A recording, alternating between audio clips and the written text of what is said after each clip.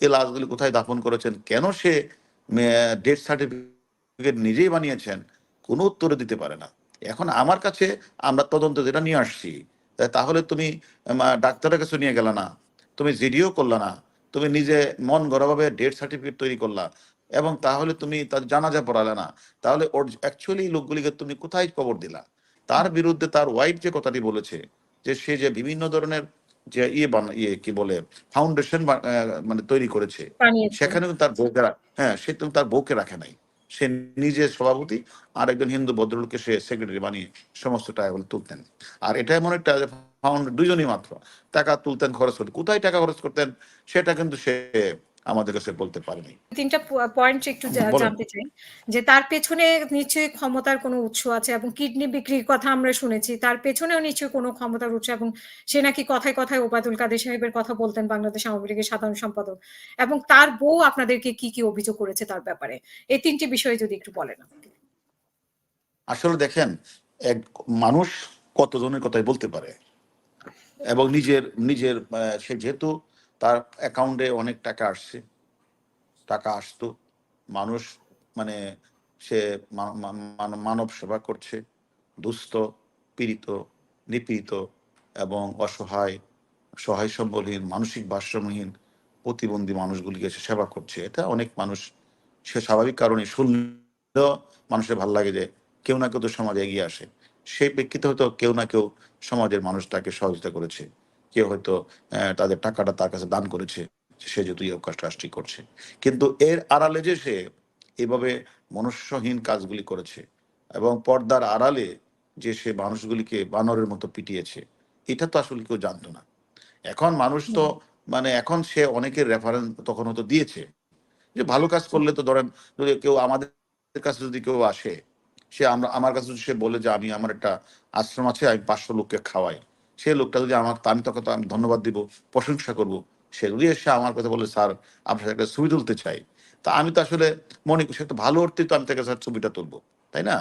এখন এরকম ভাবে যদি সে কারোর নাম ভাঙ্গায়, কারোর সাথে তার ছবি থাকে, এটা তো আসলে আমি মনে করি যাদের অন্য, ওদের কোনো সমস্যা না, সমস্যা তো তার।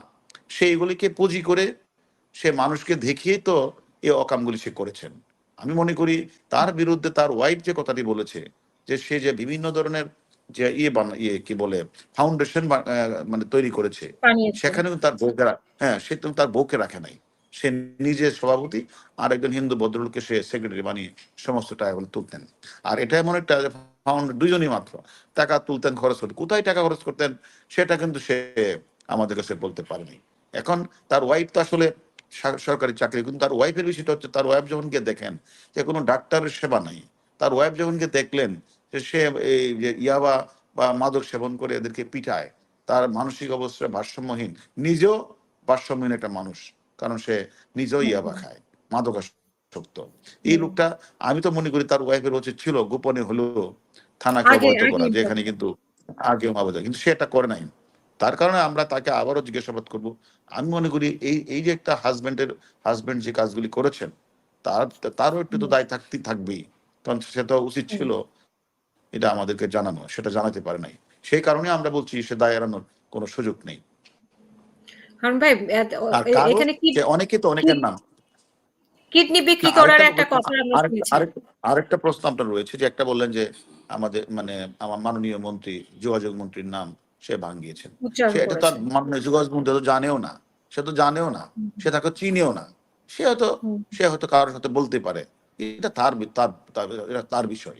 অনেকে তো সমাজে অনেকের নাম ভাঙ্গায়, এটা কি আমাদের নাম তো অনেকে ভাঙ্গায়, তা আমরা তাকে চিনি না।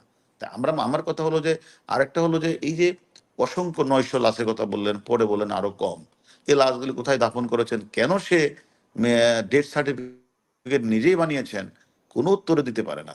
এখন আমার কাছে আমরা তদন্ত যেটা নিয়ে আসছি, তাহলে তুমি ডাক্তারের কাছে নিয়ে গেলে না, তুমি জিডিও করলা না, তুমি নিজে মন গড়াভাবে ডেথ সার্টিফিকেট তৈরি করলা, এবং তাহলে তুমি তার জানাজা পড়ালে না, তাহলে ওর অ্যাকচুয়ালি লোকগুলিকে তুমি কোথায় কবর দিলা, এবং আসলেই কবর দিলা কিনা, এদের প্রতি কি ধরনের আচরণ করা হয়েছে, এরা কোথায় আছে, এগুলি আমরা এখন তদন্ত করে দেখছি। কিডনি বিক্রির বিষয়টা কি আপনারা সংশ্লিষ্টতা পেয়েছেন? এটাই তো বললাম, যে এই কথাটাই তো বললাম, আরেকটা জিনিস যে আপনার কাছে, ওই আশ্রমে যারা আছে তাদের কারো সাক্ষাৎকার আপনারা নিয়েছেন কিনা? তারা খাওয়া না, দাওয়া আমরা ঠিক মতো আমরা করে কিনা?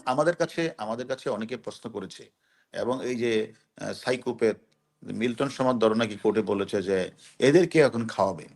তো ও মনে করেছিল যে ও বোধ মানুষের কাছে এটা অপরিহার্য। অপরিহার্য না। আমরা মনে করি সমাজে অনেক লোক আছে যারা মানবতার সেবায় কাজ করতে চায়। আমরা মনে করি যে মিল্টন সমাদ্দার যে এখানে যে অনেক বাচ্চাদেরকে নেওয়ার জন্য তার অভিভাবকরা আসছে নেওয়ার জন্য, আমরা বলছি থানায় কথা বলে জিডি করে আপনারা আপনাদের বাচ্চা ইচ্ছা করলে নিয়ে যেতে পারেন। আর যারা থাকবে তাদের জন্য একজন ভদ্রলোক আমার কাছে এসেছিলেন, সে তাদের আপাতত যে কয়দিন মানে তারা থাকবে এদের থাকা খাওয়া তারপরে চিকিৎসার ব্যবস্থা করবেন। সেই ফাউন্ডেশন আমাদের কাছে আসছে, তারা অলরেডি কাজ শুরু করেছেন। অথবা আমি মনে করি একটা একটা প্রতিবন্ধী বৃদ্ধ প্যারালাইজ শিশু বা বয়স্ক কোনো মানুষ না খেয়ে থাকবে না। এখানে কারো সমাজে কোনো ব্যক্তি কারো কাছে অপরিহার্য না। এখানে আমাদের কাছে এই যে মহান ব্যক্তিটি এসেছেন, তার নামটা আমার কাছে আছে, আমি আপনাকে বলি। এটা হলো আলহাজ শামসুল হক ফাউন্ডেশন। সে ওল্ড অ্যান্ড চাইল্ড কেয়ার আশ্রমের খাওয়া দাওয়া এবং চিকিৎসা সামগ্রী ব্যয় বহন করবেন, সেটা আমাকে বলেছেন, এবং অলরেডি ওনার কাজ শুরু করেছেন। জি। অসংখ্য ধন্যবাদ হারুনুর রশিদ হারুন আমাদের সাথে যুক্ত হওয়ার জন্য এবং সময় দেওয়ার জন্য।